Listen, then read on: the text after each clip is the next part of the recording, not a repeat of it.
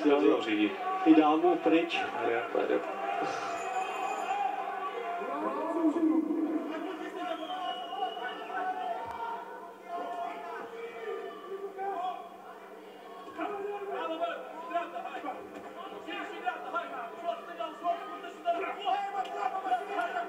On tam může využít toho, že je trošku vyšší, právě tou přední rukou, tam těmi jaby strkává, ukáže od sebe, on zase je lepší na tu blízkou vzdálenost, to je vidět, hlavně z těch zvedáků, když umějí, tam něčemu projde.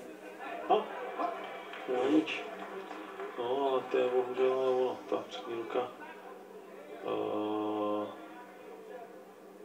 pracuje dobře.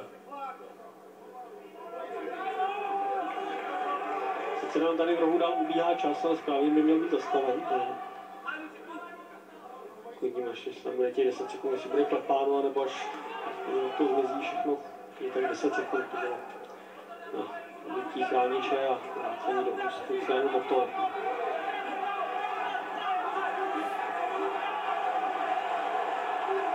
No, ona k tomu muset teď to správně asi dostal, buď to v pauze pokyn, prostě přes tu první přední musí teď, dobře trefil sám tou přední.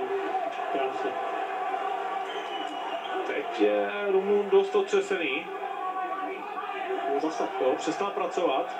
Jde vidět, že toho má tak akorát a teď by Lukáš mohl do toho hodně šlápnout. Znovu krásně trefil, ještě jednou. Znovu. Spodek, to je ono. A ještě jednou na hlavu, dobrý zvedák. Tak tohle je série, která se hodně počítá a už jo, tady Dvorák musí dostat prostě Rumuna za každou cenu skoro do počítání a bude v klidu, ale už se nám to dobře drží, nicméně nakupuje na tu bradu. Je to přední, která není tak razantní, že všechno s ním teď otřese. Tak nakonec největší práci udělá přední ruka pro Lukáše. A znovu.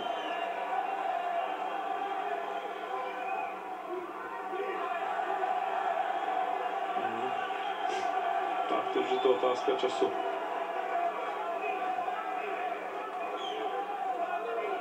Samozřejmě zbytečně nejkacovat, ale dobře to dělá Lukáš. V podstatě jde hlavou do úhybu a přední chodí na slepo a zasahuje ten terč, protože prostě vůbec neuhýbá hlavou.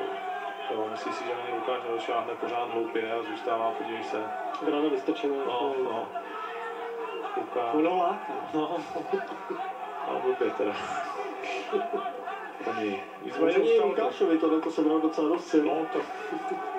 Ale to jsou dobře investované síly, no. To jsou dobře investované síly, protože podívej, to jsou hodně velké stopky přes tu bradu.